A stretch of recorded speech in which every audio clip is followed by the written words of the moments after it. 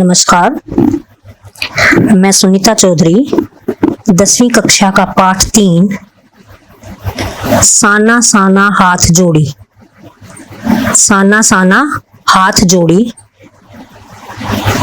मधु काकरिया द्वारा रचित यात्रा वृतांत प्रस्तुत करने जा रही हूँ। साना साना हाथ जोड़ी मधु काकरिया द्वारा रचित यात्रा वृतांत है। इस पाठ में लेखिका ने सिक्किम राज्य की राजधानी गैंगटॉक से हिमालय तक की यात्रा का सजीव चित्रण किया है। इस यात्रा वृतांत को पढ़ने से ऐसा लगता है जैसे कि हम स्वयं खुद ही भ्रमण करके आए हैं। मानो हिमालय का पल पल बदलता सौंदर्य हम अपनी आंखों से देख रहे हैं।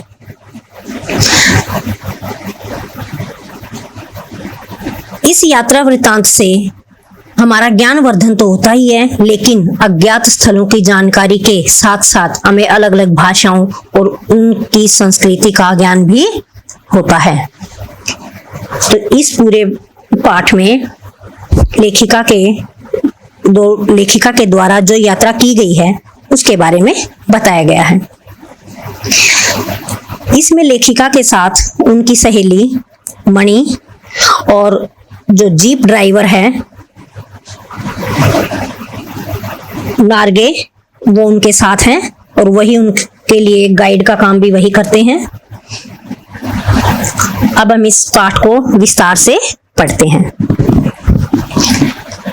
मैंने हैरान होकर देखा, आसमान जैसे उल्टा पड़ा था और सारे तारे बिखर कर नीचे टिमटिमा रहे थे। दूर ढलान लेती तराई पर सितारों के गुच्छे रोशनियों की एक झालर सी बना रहे थे। क्या था वह रात में जगमगाता गैंगटॉक शहर था।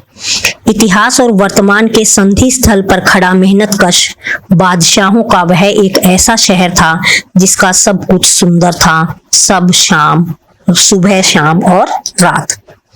अब देखो इसमें लेखिका क्या कह रही हैं कि आसमान जैसे उल्टा पड़ा था। आसमान कभी उल्टा नहीं होता है, लेकिन उनका कहने का भाव है कि जो शहर में जो लाइटें जल रही थी नीचे, उन लाइटों को देखकर जब हम ऊपर से उन लाइटों को देखते हैं, रोशनी को देखते हैं, तो ऐसे लगता है जैसे कि आसमान के तारे टूटकर बिखर गए हों। और जो वो गैंगटॉक जो शहर था वो जगमगा रहा था, बहुत ही सुंदर लग रहा था। और ये जो शहर है ये पहले भी यानी कि अपने इतिहास में भी और वर्तमान के समय में भी यहाँ पर जो लोग हैं वो बहुत ही मेहनत करते हैं और कभी से ही करते आ रहे हैं, जिसकी वजह से यह शहर बहुत ही सुंदर दिखाई देता है। यानी कि यहाँ सुबह देखो तो भी इतना ही सुंदर मिलता है, दोपहर में देखो तो भी इतना ही सुंदर मिलता है, रात को देखो तो भी जगमगाता हुआ बड़ा ही रहस्यमय सा प्रतीत होता है। और वह रहस्यमयी सितारों भरी रात मुझ में सम्मोहन जगा रही थी, कुछ इस कदर की उन जादू भरे क्षणों में मेरा सब कुछ स्थगित था, अर्थहीन था। मैं, मेरी चेतना, मेरा आसपास, मेरे भीतर बाहर सिर्फ शून्य था और थी अतीन्द्रियता में डूबी रोशनी की वह जादुई झालर। अब इसमें लेखिका क्या कह रही है कि जो वहां की जो रोशनी थी, जो तारे टूटे हुए तारों के समान दिखाई दे रही थी, उसको देखकर मेरा जो मन है वो स्थगित हो गया था, स्थिर हो गया था। यानी कि उसके अंदर जो चेतना थी वो ऐसे लग रहा था जैसे समाप्त सी हो गई है। मैं शून्य सी हो गई थी। शून्य होना यानी कि स्थिर हो जाना, कि अचंभित हो गई थी कि ये क्या है। धीरे धीरे एक उजास उस शून्य से फूटने लगा। एक प्रार्थना होठों को छूने लगी। साना साना हाथ जोड़ी गर्दहु प्रार्थना, हमरो जीवन तिमरो कोसली। छोटे छोटे हाथ जोड़कर प्रार्थना कर रही हूँ कि मेरा सारा जीवन अच्छाइयों को समर्पित हो। आज सुबह की प्रार्थना के ये बोल मैंने एक नेपाली युवती से सीखे थे। अब वो जो लेखिका है वो प्रार्थना कर रही है कोई, और उन्होंने जो वो प्रार्थना थी, जो प्रार्थना की जो पंक्तियां थी वो एक नेपाली युवती से सीखी थी।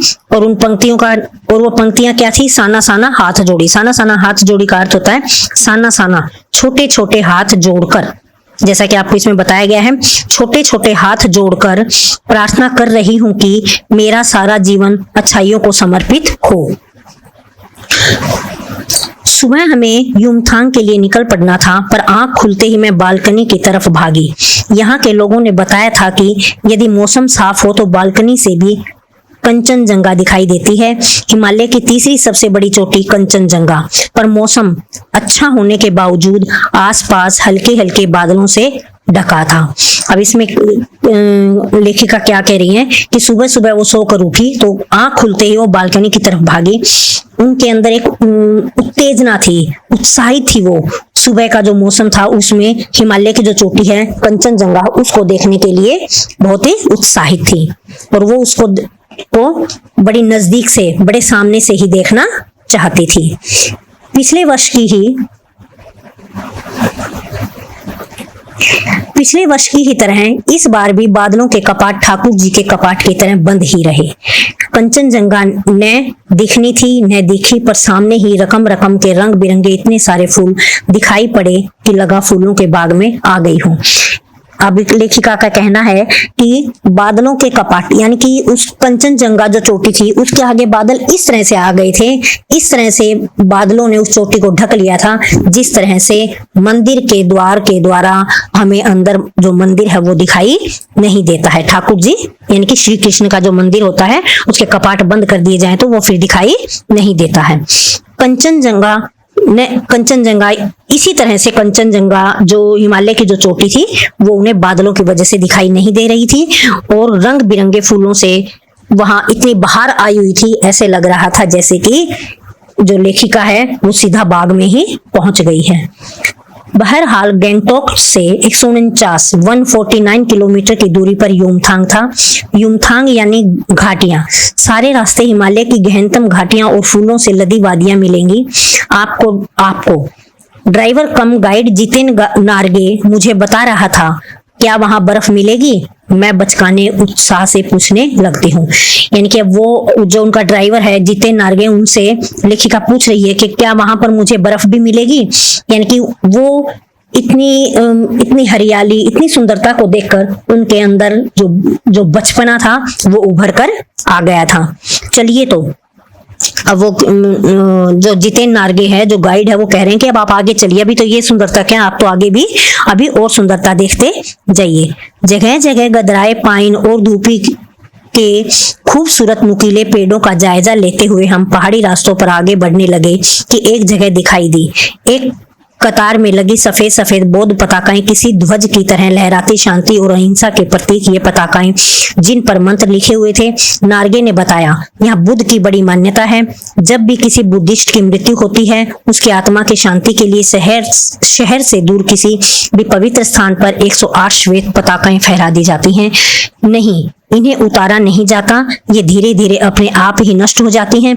कई बार किसी नए कार्य की शुरुआत में भी ये पताकाएं लगा दी जाती हैं, पर वे रंगीन होती हैं। नार्गे बोलता जा रहा था और मेरी नजर उसकी जीप में लगी दलाई लामा की तस्वीर पर टिकी हुई थी। कई दुकानों पर भी मैंने दलाई लामा की ऐसी ही तस्वीर देखी थी। अब देखो इसमें लेखिका क्या कह रही है कि वहां पर सफेद रंग की जो पताकाएं थी, जो ध्वजाएं थी वो लगाई गई थी, एक पंक्ति में ही लगी हुई थी और 100 कितना बताया गया है, इन्होंने कितनी बताई, कितनी वो जो ये आपकी पताकाएं हैं ये 108 श्वेत रंग की पताकाएं लगाई जाती थी। लेकिन कब लगाई जाती थी? जब किसी बुद्धिस्ट की मृत्यु हो जाती थी।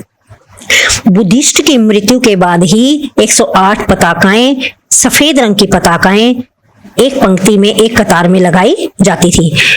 लेकिन यदि कोई शुभ कार्य, कोई अच्छा कार्य भी किया जाता था तब भी पताकाएं लगाई जाती थी, लेकिन वो पताकाएं रंग बिरंगी होती थी, सफेद रंग की नहीं होती थी। नार्गे बोला ही जा रहा था, जो उनका जो ड्राइवर था वो बोलता ही जा रहा था, गाइड भी था वो उन्हें सब बातें वहां की बता रहा था कि ये क्यों है, ये कैसे है, तो इस तरह से वो उन्हें बता रहे थे। लेकिन जो लेखिका है वो गाड़ी में यानी कि उनकी जीप में लगी दलाई लामा की तस्वीर को ही देख रही थी और उन्होंने ये तस्वीर कई दुकानों पर भी लगी हुई देखी थी। हिचकोले खाती हमारी जीप थोड़ी और आगे बढ़ी। अपनी लुभावनी हंसी बिखेरते हुए जितेन बताने लगा, यानी कि हमारी जो जीप है वो हिचकोले खाते हुए, यानी कि जो जगह थी वो ऊबड़ खाबड़ जगह थी और उसमें जीप जब चल रही थी तो हिल डुल रही थी और उन्हें हंसी आ रही थी। और हंसी हंसी में जितेन बताने लगा, जितेन नार्गे यानी कि जो उनका ड्राइवर था, इस जगह का नाम है कमिलोंगस्टॉक। यहाँ गाइड फिल्म की शूटिंग हुई थी, यानी कि जो हमारी एक भारतीय मूवी है गाइड, उसकी जो शूटिंग हुई थी वो इसी जगह पर हुई थी। तिब्बत के चीस बे बमसन ने लेप्चाओ के शोमेन से कुंजतेक के साथ संधि पत्र पर यही हस्ताक्षर किए थे।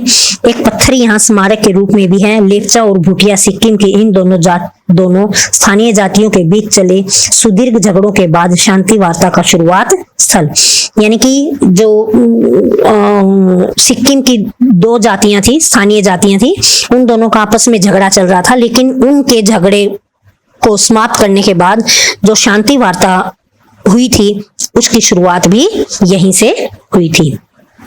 उन्हीं रास्तों पर मैंने देखा एक कुटिया के भीतर घूमता चक्र, एक कुटिया के भीतर घूमता चक्र दिखाई दिया। यह क्या? नार्गे कहने लगा, मैडम यह धर्म चक्र है, प्रेयर व्हील। इसको घुमाने से सारे पाप धुल जाते हैं।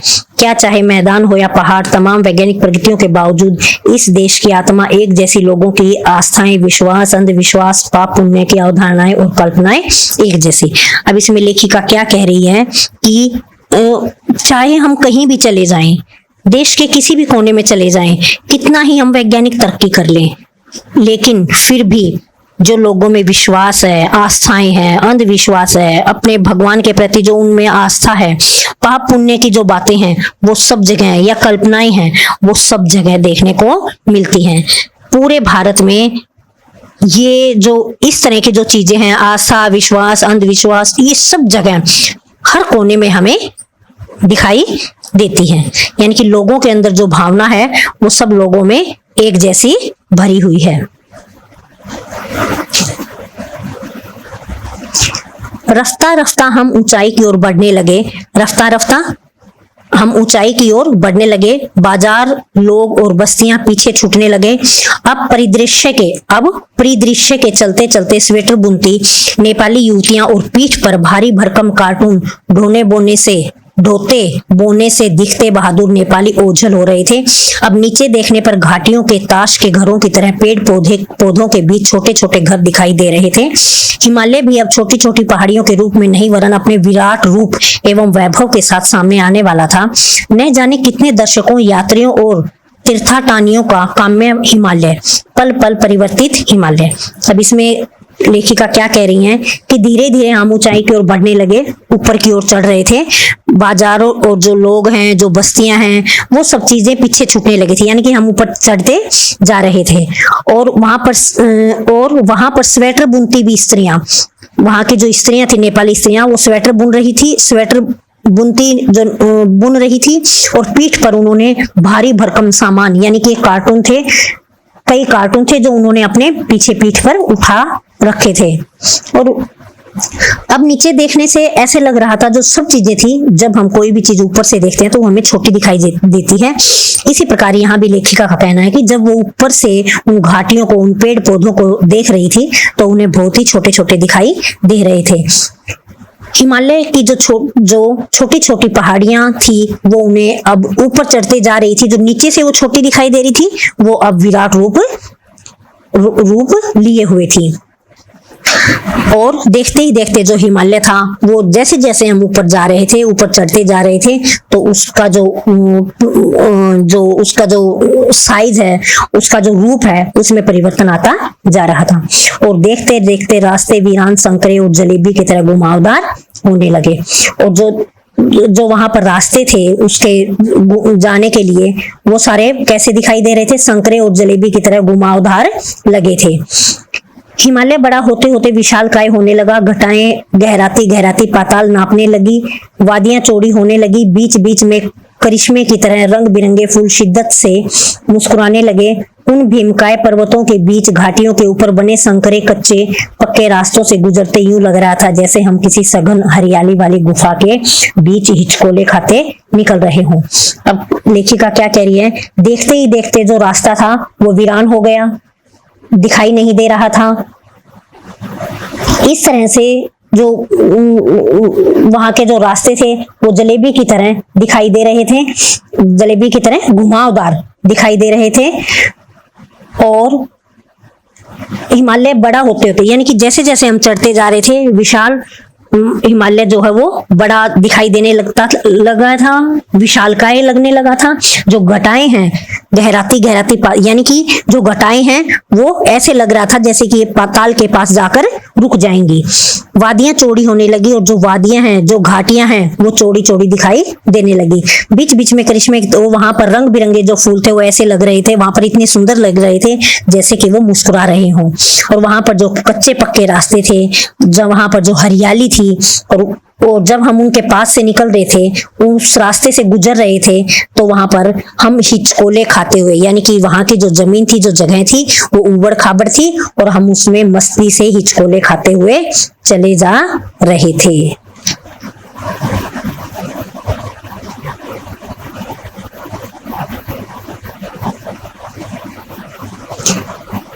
इस बिखरी असीम सुंदरता का मन पर यह प्रभाव पड़ा कि सभी सैलानी झूम झूम कर गाने लगे। सुहाना सफर और ये मौसम हसी, वहां का इस तरह का मौसम, हरियाली, इतने सुंदर फूलों को देखकर जो सैलानी थे, जो वहां पर घूमने के लिए गए हुए थे, वो सभी लोग गाना गाने लगे।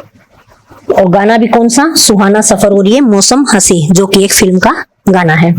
पर मैं मौन थी, मैं चुप थी। किसकी तरह चुप थी? किसी ऋषि की तरह मैं बिल्कुल चुपचाप थी। मैं चाहती थी कि इस सारे परिदृश्य को अपने भीतर भर लूं, यानी कि जो ये सुंदर दृश्य है इसको मैं अपने अंदर से कभी भी खत्म न होने दूं। पर मेरे भीतर कुछ बूंद बूंद पिघलने लगा था। जीप की खिड़की से मुंडकी निकाल निकाल कर मैं कभी आसमान को छूते पर्वतों के शिखर देखती, तो कभी ऊपर से दूध की धार की तरह झरझर गिरते जलप्रपातों को। अब इसमें लेखिका क्या कह रही है कि जीप की खिड़की से बाहर मैं अपना मुंह निकालकर, अपना सिर निकालकर बार बार पर्वतों को इधर से उधर देखती, बाहर झांकती, मौसम को देखती, बादलों को देखती। और जैसा कि वहां पर जो झरनों में जो पानी गिर रहा था, पर्वतों से जो झरनों में पानी गिर रहा था, पानी गिरने की वजह से उसमें झाग बन गए थे और ऐसे लग रहा था जैसे कि दूध की धारा प्रवाहित हो रही हो। तो कभी नीचे चिकने चिकने गुलाबी पत्थरों के बीच इठला इठला कर बहती चांदी की तरह कौंध मारती बनी तीस्ता नदी, और वहां पर तीस्ता नदी में जहां पर पानी गिरता था उसके अंदर वहां पर गुलाबी रंग के पत्थर थे, जो पानी गिरने के कारण जो चिकने हो गए थे, और जो पानी है वो चांदी की तरह चमक रहा था। सिलीगुड़ी से भी हमारे साथ थी यह तीस्ता नदी। यह यहाँ उसका सौंदर्य पराकाष्ठा पर था, यानी कि यहाँ पर जो उसकी सुंदरता थी तीस्ता नदी की, वो चरम सीमा पर थी, यानी कि बहुत ही सुंदर थी। इतनी खूबसूरत नदी मैंने पहली बार देखी थी।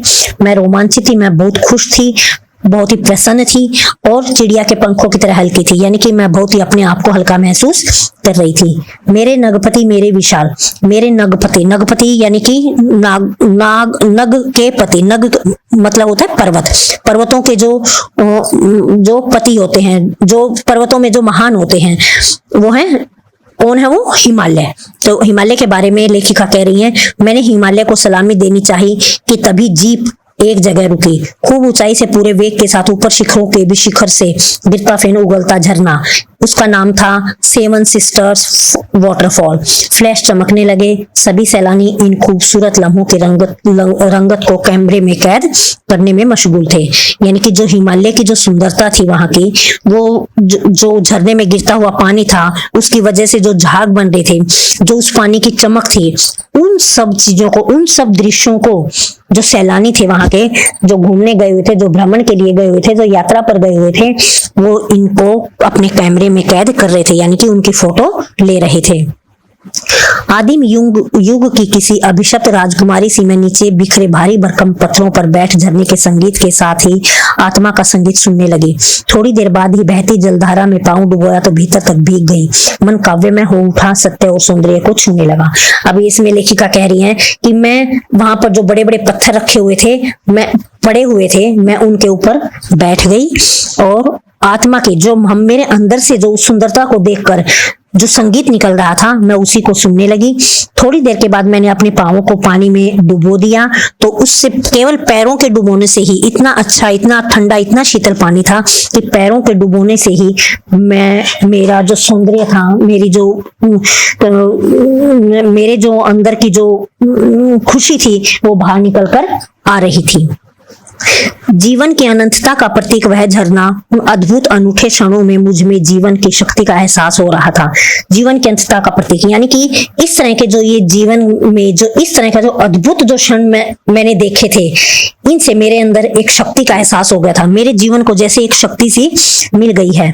इस कदर प्रतीत हुआ कि जैसे मैं स्वयं भी देश और काल की सरहदों से दूर बहती धारा बन बहने लगी हूँ। क्या लग रहा था कि नदियों की तरह मैं भी इन नदियों की तरह ही एक नदी बन गई हूँ, जो कि सरहदों का अर्थ होता है इसमें सीमा, यानी कि मैंने भी अपनी सीमा पार कर ली, यानी कि मैं इतनी खुश हूँ। भीतर की सारी तामसिकताएं क्या होती है बेटा? बुराइयां, जो बुराई होती है हमारे अंदर, और दुष्ट वासनाएं, जो बुरी इच्छाएं होती हैं, बुरी आदतें होती हैं, इन निर्मल धारा में बह गई हैं। जो मेरे अंदर जो बुराई है वो इस निर्मल धारा में, यानी कि यहाँ की सुंदरता को, इतने शीतल जल को, इतने सुंदर माहौल को देखकर खत्म हो गई है, यानी कि समाप्त हो गई है। मन हुआ कि अनंत समय तक ऐसे ही बहती रहूं, सुनती रहूं इस झरने की पुकार को, पर जितेन मुझे ठेलने लगा, आगे इससे भी सुंदर नजारे मिलेंगे। अब जो जितेन है वो लेखिका को कह रहा है कि इसी सुंदरता को देखती रहोगी, ये तो कुछ भी नहीं है, और जब आप आगे चलोगे तो ये सुंदरता और भी 4 गुना बढ़ जाएगी। और वो उन्हें जबरदस्ती लेकर चल पड़ा। अनमनी सी मैं बैठी, थोड़ी देर बाद ही फिर वही नजारे, आंखों और आत्मा को सुख देने वाले। कहीं चटक हरे रंग का मोटा कालीन ओढ़े, तो कहीं हल्का पीलापन लिए, तो कहीं पलस्तर उखड़ी दीवार की तरह पथरीला, और देखते ही देखते परिदृश्य से सब छूमंतर, जैसे किसी ने जादू की छड़ी घुमा दी हो। सब पर बादलों की एक मोटी चादर, सब कुछ बादल में।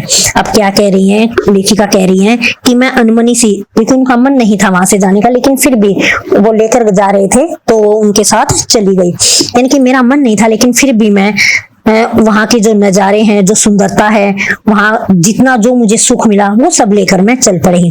कहीं पर गहरे हरे रंग के कालीन ओढ़े हुए, कहीं हल्का पीलापन लिए हुए, कहीं पर दीवार की कोई जो प्लस्तर होता है जो ऊपर किया हुआ होता है वो उतरा हुआ, कहीं पथरीले दृश्यों को देखती हुई, यानी कि सब चीजें जो हैं जैसे कि किसी ने जादू की छड़ी मेरे ऊपर घुमा दी हो, जैसे कि वो सब कुछ परिदृश्य से, यानी कि इन सब चीजों को देखकर जो पहले वाला जो था, जो दृश्य थे वो मेरे छूट गए थे, पीछे रह गए थे, यानी कि जो अब का जो वो गई हुई है वो दृश्य मेरे अंदर भरे हुए थे, जैसे किसी ने जादू की छड़ी घुमा दी हो, पर सब बादलों की एक मोटी चादर, सब कुछ बादल में, यानी कि चारों तरफ से बादल ही बादल। जैसे जब हम ऊपर चढ़ाई पर चढ़ते जाते हैं तो हमें ऐसा लगता है जैसे कि हम बादलों के अंदर चले गए हैं। तो वही लेखिका कह रही है कि जैसे जैसे वो ऊपर चढ़ती जा रही थी, सब पर बादल, यानी कि बादल की जो चादर थी, ऐसे लग रहा है कि चारों तरफ बादल ही बादल हैं, यानी कि बादल की एक मोटी चादर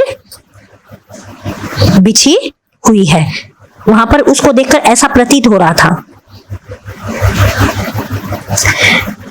चित्रलिखित सी मैं माया और छाया के इस अनूठे खेल को भर भर आंखों देखती जा रही थी। प्रकृति जैसे मुझे सयानी बनाने के लिए जीवन रहस्यों का उद्घाटन करने पर तुली हुई थी। अब चित्रलिखित सी मैं माया और छाया, इसमें लेखिका क्या कह रही है कि मैं वहां पर बिल्कुल चित्रलिखित, यानी कि बिल्कुल ऐसी एकदम सहम कर, बिल्कुल सहम सी गई थी मैं बिल्कुल, और वहां का जो दृश्य था उनको अपने आंखों में भर लेना चाहती थी। प्रकृति जैसे मुझे बहुत ही सयानी, यानी कि बहुत समझदार और चतुर बनाने के लिए जो वहां पर अनेक जो सुंदरता थी, जो वहां के रहस्य थे, ऐसे लग रहा था जैसे उनका उद्घाटन मुझे ही करना है, वो मुझसे ही ये सब करवाना चाहती हैं। धीरे धीरे धुंध की चादर थोड़ी छटी। अब वहां पहाड़ नहीं, दो विपरीत दिशाओं से आते छाया पहाड़ थे, और थोड़ी देर बाद ही वे छाया पहाड़ अपने श्रेष्ठतम रूप में मेरे सामने थे। जीप थोड़ी देर के लिए रुकवा दी गई थी। मैंने गर्दन घुमाई, सब और जैसे जन्नत बिखरी पड़ी थी। नजरों के छोर तक खूबसूरती ही खूबसूरती, अपने को निरंतर न देने की अनुभूति कराते, पर वह झरने, फूलों, घाटियों और वादियों के दुर्लभ नजारे, वही कहीं लिखा था थिंक ग्रीन। अब लेखिका कह रही है कि धीरे धीरे जो धुंध की चादर थी वो छटने लगी, यानी कि जो धुंध थी वो कम होने लगी, और जो पहाड़ थे, और वहां पहाड़ नहीं, दो विपरीत दिशाओं से आते छाया पहाड़ थे, यानी कि वहां पर जो छोटे छोटे जो पहाड़ों की जो छोटी जो पहाड़ियां होती हैं उनकी जो छाया बन जाती है, उनको क्या कहा इन्होंने, छाया पहाड़ कहा है। अपने श्रेष्ठतम रूप में मेरे, यानी कि जो वो थे वो मेरे बिल्कुल सामने थे। हमने वहां पर जीप रुकवा ली, मैंने अपनी गर्दन घुमाई तो सब और ऐसे लग रहा था जैसे कि मैं स्वर्गलोक में पहुंच गई हूँ। चारों तरफ सुंदरता ही सुंदरता, पर्वत, झरने, फूल, घाटियां, वादियां, सब जो मैंने आज तक कभी नहीं देखे थे, जो कि एक दुर्लभ दृश्य थे, जो शायद मैं आगे भी कभी ना देख पाऊं। वहीं कहीं लिखा था, और वहां पर लिखा था थिंक ग्रीन, कि इस हरियाली के बारे में सोचो। ऐसा लग रहा था जैसे कि यह कोई स्वर्गलोक है। आश्चर्य पल भर में ब्रह्मांड में कितना कुछ घटित हो रहा था। सतत प्रवाहमान झरने, नीचे वेग से बहती तीस्ता नदी, सामने उठती धुंध, ऊपर मंडराते आवारा बादल, मध्यम मध्यम हवा में हिलोरे लेते प्रियुता और रूडोड्रेडो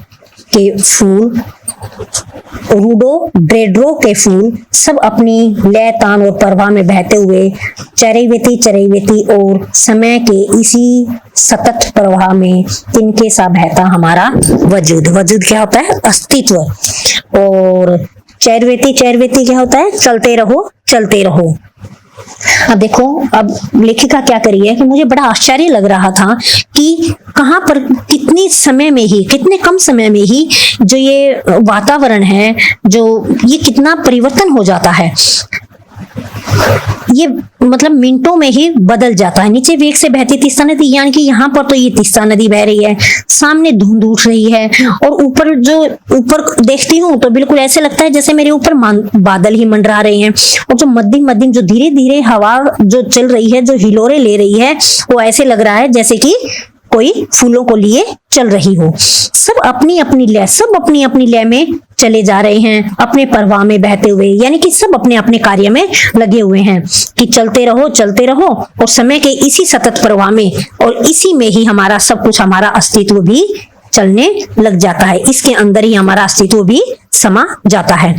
पहली बार एहसास हुआ जीवन का आनंद है यही चलायमान सौंदर्य, कि जो तभी तो कहा जाता है कि चलती का नाम गाड़ी, यानी कि जो चलता रहता है, जो सौंदर्य है, जो पानी चलता रहता है वो हमेशा स्वच्छ, साफ और सुंदर होता है, लेकिन जो पानी रुक जाता है वो सड़न देने लगता है, बदबू आने लग जाती है उसमें से। तो यही बात बताई गई है यहाँ कि पहले मुझे अभी एहसास हुआ, अभी पता चला कि जीवन का आनंद तो उसी में ही है जो निरंतर चलता रहता है। संपूर्णता के उन क्षणों में मन इस बिखरे सौंदर्य से इस कदर एकात्म हो रहा था कि भीतर बाहर की रेखा मिट गई थी, आत्मा की सारी खिड़कियां खुलने लगी थी। मैं सचमुच ईश्वर के निकट थी। सुबह सीखी प्रार्थना फिर होठों को छूने लगी थी, साना साना हाथ जोड़ी कि तभी वह अतीन्द्रिय संसार खंड खंड हो गया, वह महाभाव सूखी टहनी सा टूट गया। अब क्या कह रही है लेखिका, कह रही है कि मेरा जो एकदम से मेरे मन में जो सौंदर्य, जो वहां का जो सौंदर्य भरा हुआ था, तो वो उसकी वजह से जो मेरे अंदर जो खटास था या जो कोई कुछ भी था वो सब मेरे अंदर से मिट गया था। आत्मा की जो सारी खिड़कियां थी वो खुल गई थी और मैं सचमुच में ही भगवान से प्रार्थना कर रही थी। और किस तरह से प्रार्थना कर रही थी, जो उन्होंने एक नेपाली युवती से सीखी थी, साना साना हाथ जोड़ी। और इस तरह की जो एक कविता थी, जो एक प्रार्थना कविता थी या प्रार्थना गीत था, इसे सुनकर, इसे गाकर, यानी कि जो उनका अतीन्द्रिय था, जो उनकी इंद्रियां थी, वो एकाग्रचित हो गई थी, यानी कि उनके ऊपर उनका जो कमांड था, अपनी इंद्रियों को काबू में रखने की जो शक्ति थी वो उनमें आ गई थी। दरअसल मंत्र मुग्ध सी मैं तंद्रिल अवस्था में ही थोड़ी दूर तक निकल आई थी कि अचानक पांव पर ब्रेक सी लगी। दरअसल जैसे समाधिस्थ भाव में नृत्य करती किसी आत्मलीन नृत्यांगना के नूपुर अचानक टूट गए हो, यानी कि वो थोड़ी सी नींद में थी और एकदम से जब वो एकदम से ब्रेक लगे तो एकदम से उनकी नींद खुल गई। और नींद खुलने से उनको ऐसे लगा जैसे कि कोई नाच करने वाली जो नाचती है और उसके पैरों में इतने, अपने नाचने में इतनी मग्न, इतनी मस्त होती है, यदि उसके नूपुर यानी कि जो उसके पैरों में जो घुंघरू बंधे हुए हैं वो अचानक से टूट जाए तो उससे बड़ा झटका सा लगता है। इसी तरह से वो बड़ी अपने मन में अपने ख्यालों में बिल्कुल एकाग्रचित होकर सोचती हुई वहां से चल रही थी, लेकिन एकदम से ब्रेक लगने से उनकी जो नींद थी वह उचट गई। मैंने देखा इस अद्वितीय सौंदर्य से निरपेक्ष कुछ पहाड़ी औरतें पत्थरों पर बैठी पत्थर तोड़ रही थी। यानी कि वहां पर जो औरतें थी वो क्या कर रही थी, पहाड़ी जो औरतें थी वो पत्थर तोड़ रही थी। गूंथी आटे से कोमल काया पर हाथों में कुदाल और हथौड़े, यानी कि वो बड़े कोमल शरीर वाली थी और उनके हाथों में इतने बड़े बड़े जो पत्थरों को तोड़ने वाले जो हथौड़े हैं, कुदाल हैं, जो ये यंत्र होते हैं वो उनके हाथ में थे। कईयों की पीठ पर बंधी डोकों बड़ी टोकरी में उनके बच्चे भी बंधे हुए थे। यानी कि वो पत्थर भी तोड़ रही थी और उनके पीछे एक टोकरी थी बड़ी सी और उसके अंदर उन्होंने अपने बच्चों को बांध रखा था। कुछ कुदाल को भरपूर ताकत के साथ जमीन पर मार रही थी और कुछ उस कुदाल को यानी कि जो उसके हाथ में जो हथौड़ा था या जमीन को खोदने के लिए जिसका प्रयोग किया जाता है उसे कुदाल कहते हैं, भरपूर ताकत के साथ यानी कि अपनी पूरी ताकत के साथ जमीन पर उसे मार रही थी। इतने स्वर्गीय सौंदर्य नदी, फूलों, वादियों और झरनों के बीच भूख, मौत, दैन्य और जिंदा रहने की यह जंग, यानी कि वहां इतना स्वर्ग जैसा माहौल था, वातावरण इतना सुंदर था, नदी, फूलों, वादियों और झरनों के बीच में इस तरह की भूख और इतनी मेहनत करने के बाद भी जिंदा रहने की जंग, यानी कि फिर भी वो अपनी जो उनकी दिनचर्या थी, जो उनका जीवन था वो उसके साथ लड़ रहे थे। मातृत्व और श्रम साधना साथ साथ, यानी कि मातृत्व, यहाँ उनकी ममता भी दिखाई गई है कि वो अपने बच्चों को पीछे टोकरी में बांधकर श्रम साधना और परिश्रम कर रही हैं। वहीं पर खड़े BRO बोर्ड रोड ऑर्गेनाइजेशन के एक कर्मचारी से पूछा, मैंने यह क्या हो रहा है? तो वहां पर जो लेखिका है उन्होंने वहां पर अपनी गाड़ी को रोका और वहां पर खड़े BRO को पूरा नाम क्या है इनका, बोर्ड रोड ऑर्गेनाइजेशन का एक जो कर्मचारी है, मैंने उन्हीं से, क्योंकि वहां पर जो काम चल रहा था रोड पर वो स्त्रियां काम कर रही थी, तो उनका वहीं का जो कर्मचारी था उससे लेखिका ने पूछा कि यह क्या हो रहा है।